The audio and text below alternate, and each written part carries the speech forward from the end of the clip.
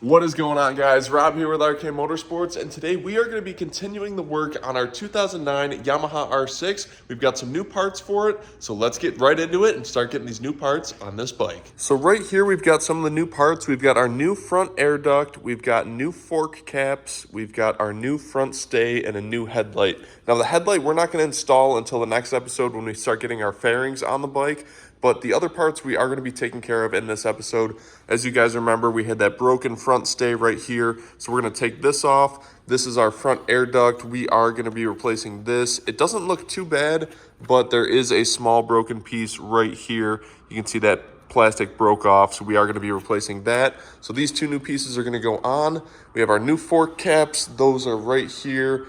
This one's all scratched up, so we're going to be replacing our fork caps. We are going to check the air box. We're going to check our air filter, and we are going to try to extract that broken bolt that's in that swing arm, possibly touch up the paint on that and the side cover here, and probably do a few other little things, but we're going to clean up the bike as well. So let's get right into it, get these parts on this bike.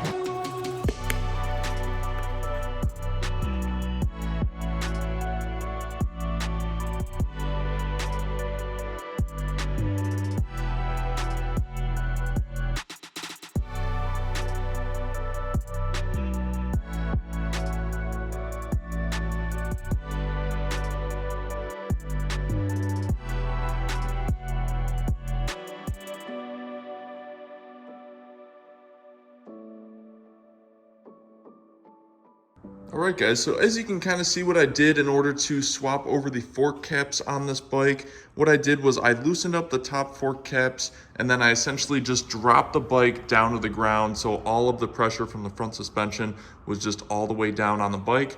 So now we have our springs with our top caps up in the air, and you can see this is our new one that we have on here, and this is our old one that we just took off. This one was all rashed up on the top.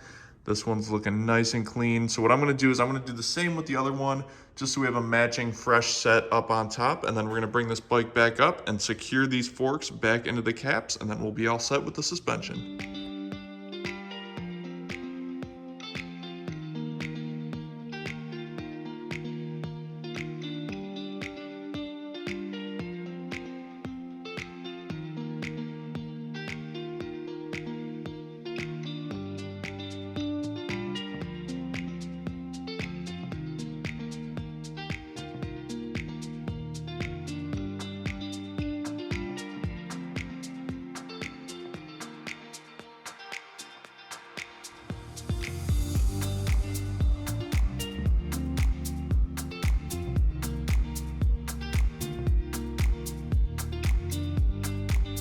All right, so as you guys can see, we got those new fork caps on the bike right now. It was a little tricky with getting the bike lifted up so I could thread those on, but we managed to do it. This left one was pretty rashed up, but that right one wasn't really too bad. I'll probably hang on to that in case I need that one in the future. So now that we've got those fork caps all taken care of, what we're gonna do next is we're gonna pop this air box off and we're gonna take a look at that air filter and see if we need to address anything with that and see if it's clean or dirty. So let's check that out.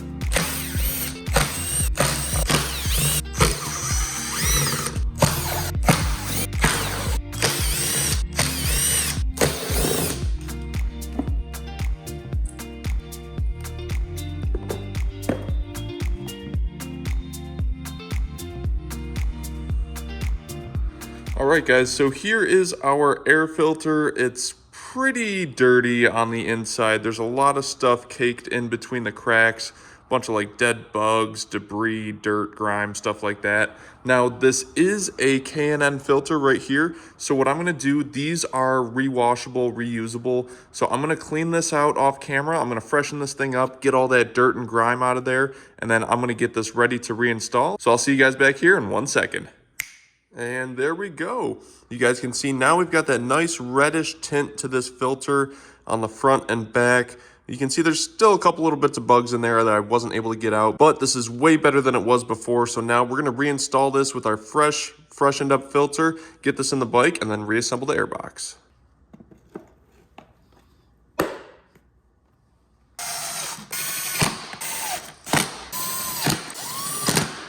All right, I'm gonna try and take this snapped off bolt out of here now.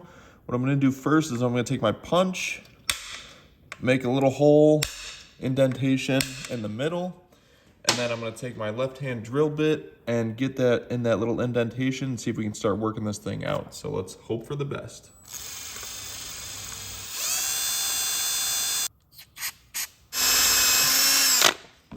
Now I'm gonna take my little bolt extractor and we're gonna pop this in here. See if we can't thread this thing out.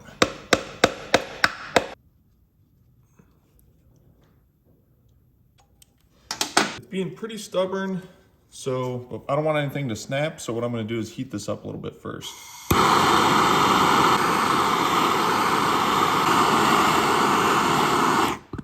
Now that we got that heated up, we're going to pop this back on and then see if we can't get that bolt extracted out of there. There we go. If you guys are ever working with any kind of stuck bolt or anything, heat is definitely your friend. As you guys can see, it was being a little tricky trying to get that thing out of there, but we applied a little heat and that loosened everything right up. Now we're backing that bolt right out of there. There we go. We got that right here. Got the nice clean threads in there. Now we are ready to pop a new slider on there. That couldn't have gone much smoother than I hoped.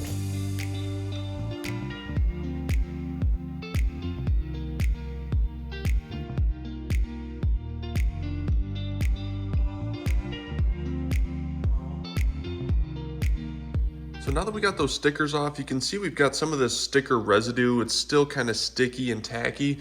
And we've got that on the other side as well.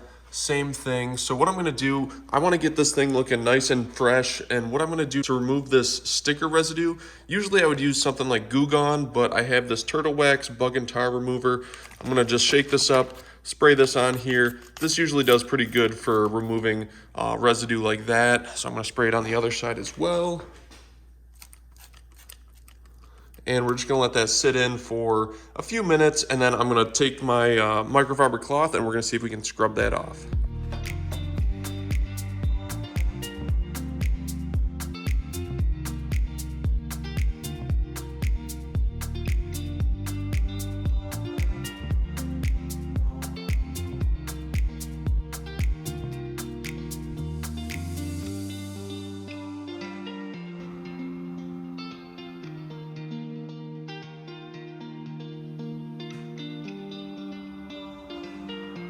So now that we got that swing arm all cleaned up, what I'm gonna do is we're gonna touch up some of these scratches on the swing arm. I'm gonna give that a light sanding so we can prep that for paint. And then while we're doing that, we're also gonna sand down some of the larger, deeper gouges on our stator cover. get that prepped, sand it down nice and smooth, and then we're gonna get that ready for paint. So we're gonna work on those two pieces right now.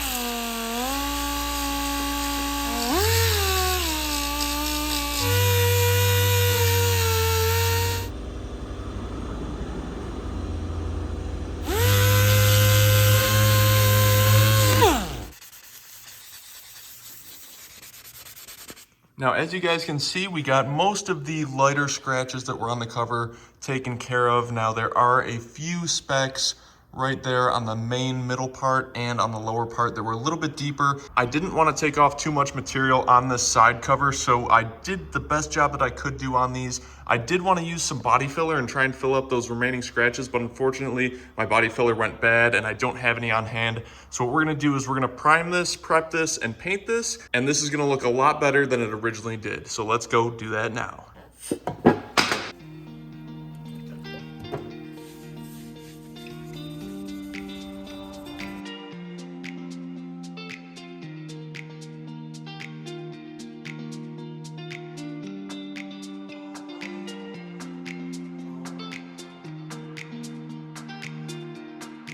All right, so now that we've got our areas taped off, what I'm gonna do next is I'm gonna hit it with this Satin Canyon Black paint by Rust-Oleum.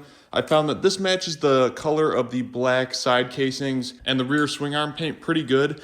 So this Satin Canyon Black is what we're gonna lay down first, and then after that's all done, we're gonna hit it with the satin clear enamel for a top coating to give it a little extra protection. We're probably gonna do maybe 2 or 3 coats of this, and then maybe 2 coats of the clear over top.